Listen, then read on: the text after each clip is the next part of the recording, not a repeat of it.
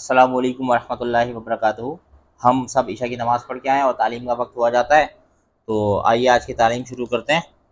और ऐसी मज़ीद तालीमात के लिए आप हमारे चैनल को सब्सक्राइब करें। आप यूट्यूब पे जाएं और वहाँ पर लिखें कि सर्च के कॉलम में @IMMBEST9864, तो जॉनी यूट्यूब के नाम से हमारा तालीम का चैनल आपको मिल जाएगा। बिस्मिल्लाहिर्रहमानिर्रहीम, नहमदुहु व नुसल्ली अला रसूलिहिल करीम। हिकायत सहाबा में से है। पहला बाब, दीन की खातिर सख्तियों का बर्दाश्त करना और तकालीफ व मुशक्क़त का झेलना। हुज़ूर अक़दस सल्लल्लाहु अलैहि वसल्लम और सहाबा इकराम रज़ियल्लाहु अन्हुम ने दीन के फैलाने में जिस कदर तकलीफ़ें और मुशक्क़तें बर्दाश्त की हैं, उनका बर्दाश्त करना तो दरकिनार, इसका इरादा करना भी हम जैसे नालायकों से दुश्वार है। तारीख़ की किताबें इन वाक़यात से भरी हुई हैं, मगर इन पर अमल करना तो अलहदा रहा, हम उनके मालूम करने की भी तकलीफ़ नहीं करते। इस बाब में चंद किस्सों को नमूने के तौर पर जिक्र करना है। उनमें सबसे पहले खुद हुज़ूर अकरम सल्लल्लाहु अलैहि वसल्लम के एक किस्से से इब्तदा करता हूँ कि हुज़ूर सल्लल्लाहु अलैहि वसल्लम का जिक्र बरकत का ज़रिया है। हुज़ूर अकरम सल्लल्लाहु अलैहि वसल्लम का ताइफ के सफ़र का किस्सा। नबूवत मिल जाने के बाद 9 बरस तक नबी अकरम सल्लल्लाहु अलैहि वसल्लम मक्का मुकर्रमा में तबलीग फरमाते रहे और कौम की हिदायत और इस्लाह की कोशिश फरमाते रहे। लेकिन थोड़ी सी जमात के सिवा जो मुसलमान हो गई थी और थोड़े से ऐसे लोगों के अलावा जो बावजूद मुसलमान ना होने के आपकी मदद करते थे, अक्सर कुफ़ार मक्का आप सल्लल्लाहु अलैहि वसल्लम को और आपके सहाबा रज़ियल्लाहु ताला अन्हुम अजमईन को हर तरह की तकलीफ़ें पहुँचाते थे, मजाक उड़ाते थे और जो हो सकता था उससे दरगुजर ना करते थे। हुजूर सल्लल्लाहु अलैहि वसल्लम के चचा अबू तालिब भी उन्हीं नेक दिल लोगों में थे जो बावजूद मुसलमान ना होने के हुजूर सल्लल्लाहु अलैहि वसल्लम की हर किस्म की मदद फरमाते थे। 10वें साल में जब अबू तालिब का भी इंतकाल हो गया तो काफिरों को और भी हर तरह खुले मुहार इस्लाम से रोकने और मुसलमानों को तकलीफ पहुँचाने का मौका मिला। हुजूर अक़दस सल्लल्लाहु अलैहि वसल्लम इस ख्याल से ताइफ तशरीफ़ ले गए। कहाँ तशरीफ़ ले गए? ताइफ तशरीफ़ ले गए कि वहाँ कबीला सकीफ़ की बड़ी जमात है। अगर वो कबीला मुसलमान हो जाए तो मुसलमानों को इन तकलीफ़ों से निजात मिल जाए और दीन के फैलने की बुनियाद पड़ जाए। वहाँ पहुँचकर कबीले के 3 सरदारों से जो बड़े दर्जे के समझे जाते थे गुफ्तगू फरमाई और अल्लाह के दीन की तरफ बुलाया और अल्लाह के रसूल की यानी अपनी मदद की तरफ मुतवज्जा किया। मगर इन लोगों ने बजाय इसके कि दीन की बात को कबूल करते या कम से कम अरब की मशहूर मेहमान नवाजी के लिहाज से एक नवादिर मेहमान की खातिर मुदारत करते, साफ जवाब दे दिया और निहायत बेरुखी और बदअखलाकी से पेश आए। उन लोगों ने यह भी गवारा ना किया कि आप सल्लल्लाहु अलैहि वसल्लम यहाँ क़याम फरमा लें। जिन लोगों को सरदार समझकर बात की थी वो शरीफ होंगे और महज़्ज़ब गुफ्तगू करेंगे। उनमें से एक शख्स बोला कि ओहो, आप ही को अल्लाह ने नबी बनाकर भेजा है। दूसरा बोला कि अल्लाह को तुम्हारे सिवा कोई और मिलता ही नहीं था जिसको रसूल बनाकर भेजते। तीसरे ने कहा कि मैं तुझसे बात करना नहीं चाहता इसलिए कि अगर तू वाकई नबी है जैसा कि दावा है तो तेरी बात से इनकार कर देना मुसीबत से खाली नहीं, और अगर झूठ है तो मैं ऐसे शख्स से बात करना नहीं चाहता। उसके बाद उन लोगों से नाउमीद होकर हुजूर अकरम सल्लल्लाहु अलैहि वसल्लम ने और लोगों से बात करने का इरादा फरमाया कि आप सल्लल्लाहु अलैहि वसल्लम तो हिम्मत और इस्तक़लाल के पहाड़ थे, मगर किसी ने भी कबूल ना किया, बल्कि बजाय कबूल करने के हुजूर सल्लल्लाहु अलैहि वसल्लम से कहा कि हमारे शहर से फ़ौरन निकल जाओ और जहाँ तुम्हारी चाहत की जगह हो वहाँ चले जाओ। हुजूर अकरम सल्लल्लाहु अलैहि वसल्लम जब उनसे बिल्कुल मायूस होकर वापस होने लगे तो उन लोगों ने शहर के लड़कों को पीछे लगा दिया कि आप सल्लल्लाहु अलैहि वसल्लम का मजाक उड़ाएं, तालियां पीटें, पत्थर मारें, हत्ता कि आप सल्लल्लाहु अलैहि वसल्लम के दोनों जूते खून के जारी होने से रंगीन हो गए। हुजूर अक़दस सल्लल्लाहु अलैहि वसल्लम इसी हालत में वापस हुए। जब रास्ते में एक जगह इन शरीरों से इत्मीनान हुआ तो हुजूर सल्लल्लाहु अलैहि वसल्लम ने यह दुआ मांगी, ए अल्लाह, तुझी से शिकायत करता हूँ मैं अपनी कमज़ोरी और बेकसी की और लोगों में ज़िल्लत और रुसवाई की। ए अरहमर राहिमीन, तू ही ज़ोफ़ा का रब है اور تو ہی میرا پروردگار ہے۔ تو مجھے کس کے حوالے کرتا ہے؟ کسی اجنبی بیگانے کے جو مجھے دیکھ کر ترش روح ہوتا ہے اور منہ چڑھاتا ہے، یا کہ کسی دشمن کے جس کو تو نے مجھ پر قابو دے دیا۔ اے اللہ، اگر تو مجھ سے ناراض نہیں ہے تو مجھے کسی کی بھی پرواہ نہیں، تیری حفاظت مجھے کافی ہے۔ میں تیرے چہرے کے اس نور کے طفیل جس سے تمام اندھیریاں روشن ہو گئیں اور جس سے دنیا اور آخرت کے سارے کام درست ہو جاتے ہیں، اس بات سے پناہ مانگتا ہوں کہ مجھ پر تیرا غصہ ہو یا تو مجھ سے ناراض ہو۔ تیری ناراضگی کا اس وقت تک دور کرنا ضروری ہے جب تک تو راضی نہ ہو۔ نہ تیرے سوا کوئی طاقت ہے نہ قوت۔ مالک الملک کی شان قہاری کو اس پر جوش آنا ہی تھا کہ حضرت جبرائیل علیہ السلام نے آ کر سلام کیا اور عرض کیا کہ اللہ تعالیٰ نے آپ کی قوم کی وہ گفتگو جو آپ سے ہوئی سنی اور ان کے جوابات سنے، اور ایک فرشتے کو جس کے متعلق پہاڑوں کی خدمت ہے آپ کے پاس بھیجا ہے کہ آپ جو چاہیں اس کو حکم دیں۔ اس کے بعد اس فرشتے نے سلام کیا اور عرض کیا کہ جو ارشاد ہو میں اس کی تعمیل کروں، اگر ارشاد ہو تو دونوں جانب کے پہاڑوں کو ملا دوں جس سے یہ سب درمیان میں کچل جائیں، یا جو سزا آپ تجویز فرمائیں۔ حضور صلی اللہ علیہ وآلہ وسلم کی رحیم و کریم ذات نے جواب دیا کہ میں اللہ سے اس کی امید رکھتا ہوں کہ اگر یہ مسلمان نہیں ہوئے تو ان کی اولاد میں سے ایسے لوگ پیدا ہوں جو اللہ کی پرستش کریں اور اس کی عبادت کریں۔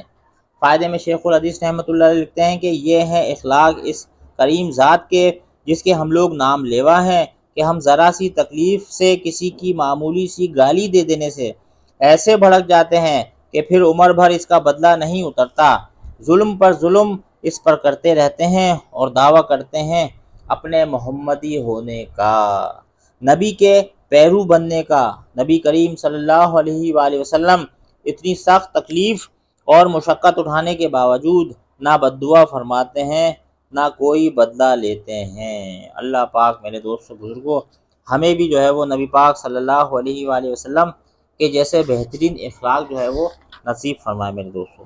اللہ کے نبی صلی اللہ علیہ وآلہ وسلم کے کیا بہترین اخلاق میرے دوستوں کہ جو تمہیں محروم کرے اس کو عطا کرو۔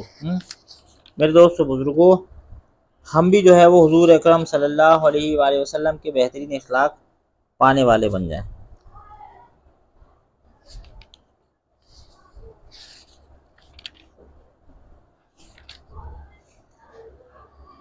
مسلمانوں کی موجودہ پستی کا واحد علاج۔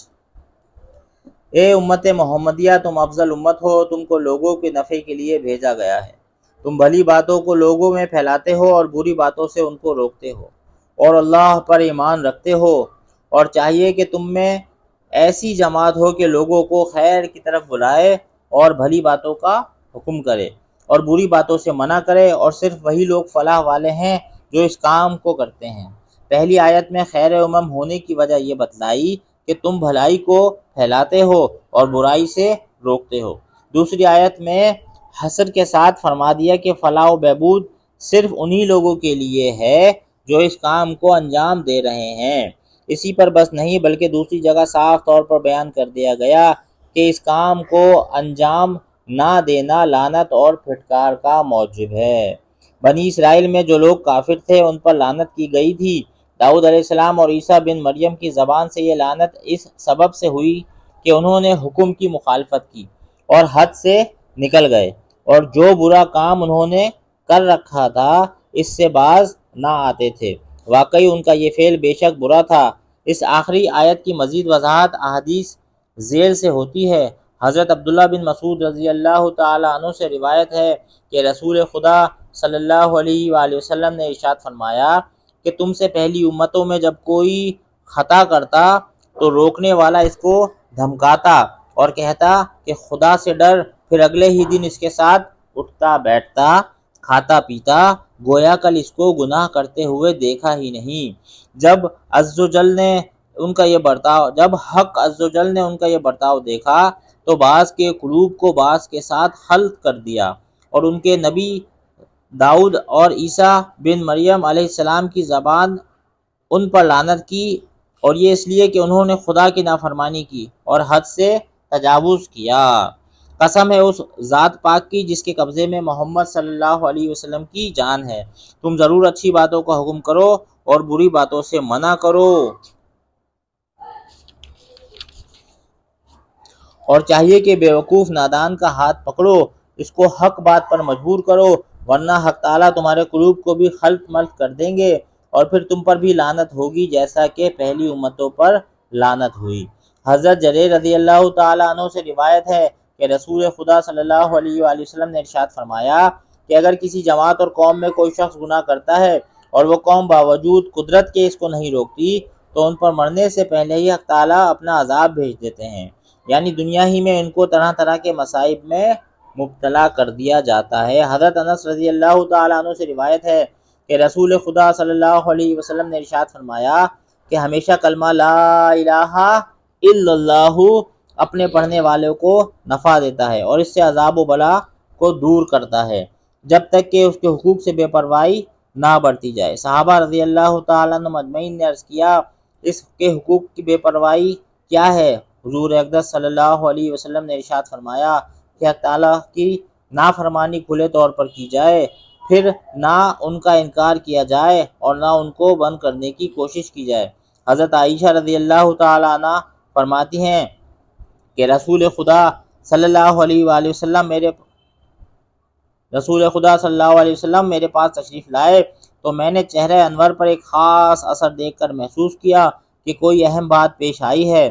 حضور اقدس صلی اللہ علیہ وآلہ وسلم نے کسی سے کوئی بات نہیں کی اور وضو فرما کر مسجد میں تشریف لے گئے۔ میں مسجد کی دیوار سے لگ گئی تاکہ کوئی ارشاد ہو اس کو سنوں۔ حضور اقدس صلی اللہ علیہ وآلہ وسلم منبر پر جلوہ افروز ہوئے اور حمد و ثنا کے بعد فرمایا، لوگو اللہ تعالیٰ کا حکم ہے کہ بھلی باتوں کا حکم کرو اور بری باتوں سے منع کرو، مبادا وہ وقت آ جائے کہ تم دعا مانگو اور میں اس کو قبول نہ کروں، اور تم مجھ سے سوال کرو اور میں اس کو پورا نہ کروں، اور تم مجھ سے مدد چاہو اور میں تمہاری مدد نہ کروں۔ حضور اقدس صلی اللہ علیہ وآلہ وسلم نے صرف یہ کلمات ارشاد فرمائے اور ممبر سے اتر گئے۔ اللہ پاک ان تمام احادیث کا یقین نصیب فرمائے، ان پہ عمل کرنے والا بنائے اور دوسروں تک پہنچانے والا بنائے۔ اللہ پاک نے ہم سب کی کامیابی 100% اپنے پورے کے پورے دین میں رکھی ہے۔ ہم سب کیسے اللہ رب العزت کے دین پہ عمل کرنے والے بن جائیں، اللہ رب العزت کے دین کی محنت کرنے والے بن جائیں، کیونکہ اللہ پاک اسی کو کامیاب کرتے ہیں جو دین پہ چلتا ہے، نمازوں کا اہتمام کرتا ہے۔ 5 وقت کی نمازوں کو اہتمام سے پڑھنے پہ اللہ پاک نے وعدہ لیا ہے کہ اللہ پاک ہم سب کو جنت میں داخل کریں گے، اور جو نمازوں کا اہتمام نہیں کرتا اللہ کا اس سے کوئی نہیں، چاہے اسے عذاب دیں چاہے اسے بخش دیں۔ تو بھائی دین کی محنت کرنا، مسجدوں کو آباد کرنا، اللہ کے راستے میں نکلنا، کہ حضور اکرم صلی اللہ علیہ وسلم کی ختم نبوت کی برکت سے یہ ہم سب کی ذمہ داری ہے۔ جو مسجدوں کو آباد کرتا ہے اللہ پاک ان کے گھروں کو آباد کرتے ہیں۔ حدیث کا مفہوم ہے کہ جس کو مسجد کا عادی دیکھو اس کے ایماندار ہونے کی گواہی دو۔ سبحان اللہ و بحمدی، سبحانک اللہم و بحمدک، نشہد ان لا الہ الا انت، نستغفرک و نتوب الیک۔ سبحان ربک رب العزت عما یصفون، وسلام علی المرسلین، والحمد للہ رب العالمین۔